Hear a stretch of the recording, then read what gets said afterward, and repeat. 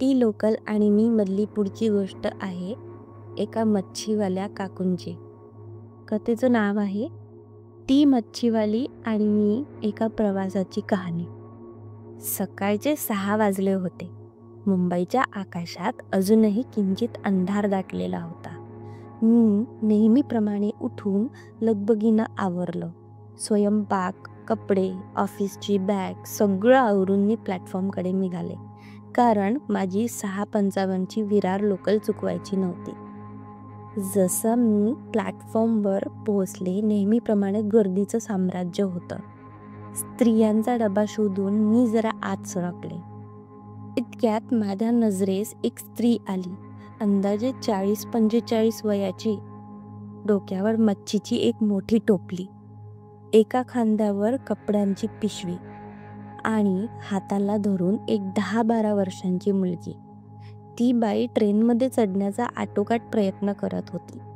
मच्छीची टोपली एवढी जड होती की ती एकटीला उचलवत नव्हती आणि तिची ती गोंडस मुलगीही मदतीला प्रयत्न करत होती. पण लहानच्या हातांनी ती काय उचलणार? ते पाहून माझं मन हेलावलं. मी पटकन पुढे झाले, तिची टोपली हातात घेतली आणि तिला म्हणाले, चला पटकन चढा, ट्रेन सुटेल आता. तिनं माझ्याकडे कृतज्ञतेनं पाहिलं. आम्ही तिघी एका लईट डब्यात शिरलो. दरवाजा बंद झाला, ट्रेन हलली. माझ्या चेहऱ्यावर थोडं समाधान उमटलं.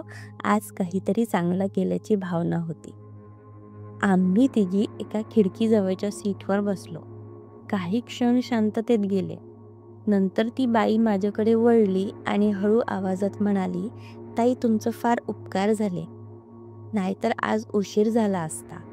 मी हसून म्हणाले, काही नाही गं, आपण सगळेच एकमेकींना मदत केली पाहिजे.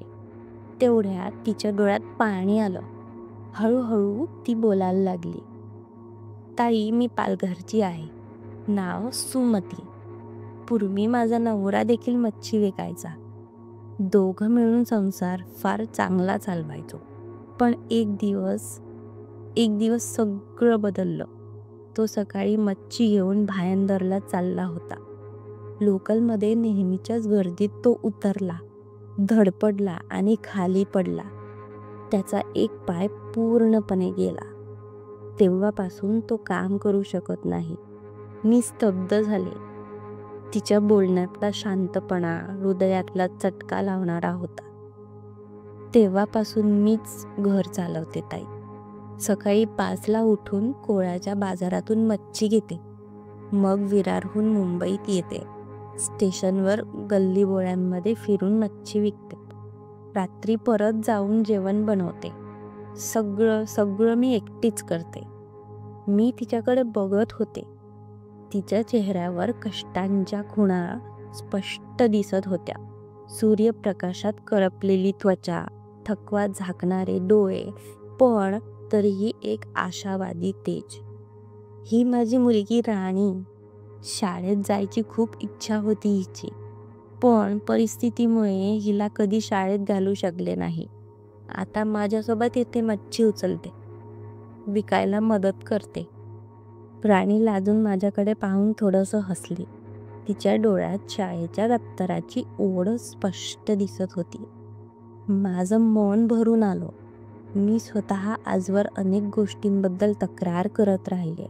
उशिराने मिळालेला चहा, ऑफिसचा ताण, ट्रॅफिकचा गराडा. पण आज पहिल्यांदाच माझ्या जगण्याच्या छोट्या छोट्या त्रासांमुळे लाज वाटली. मी विचारलं, तुझं आणि राणीचं जेवण तरी व्यवस्थित होतं का गं? ती सुमती म्हणाली, कधी होतं कधी नाही. दिवस चांगला गेला तर 4 पोळ्या आणि भाजी, नाहीतर भात आणि पाणी. पण आम्ही दोघी समाधानात आहोत, कारण अजून हार मानलेली नाही. आमचं बोलणं दादरपर्यंत आलं. ट्रेन थांबणार होती. मी तिच्याकडे पाहिलं आणि सहज विचारलं, तुझा नंबर आहे का? काही मदतीची गरज भासली तर कळव. ती लाजून म्हणाली, ताई फोन नाही आमच्याकडे, पण दर सोमवारी मी याच ट्रेनने येते. मी भेटायला तुम्ही भेटलाच तर पुन्हा कधीतरी. मी तिच्याकडे एक दीर्घट नजर टाकली. ती मुलीला हाताला धरून उतरली. डोक्यावर पुन्हा ती जड टोपली घेतली आणि गर्दीत हरवली. मी खिडकीतून तिचा मागोवा घेत राहिले. डोळ्यात एक ओल भरून राहिली होती. तेव्हापासून प्रत्येक सोमवारी मी तीच ट्रेन पकडते. ती सुमती पुन्हा भेटेल का, हाच एक विचार घेऊन. पण तिची कथा मात्र मनात खोलवर घर करून राहिली आहे. ती एक सामान्य स्त्री नव्हती.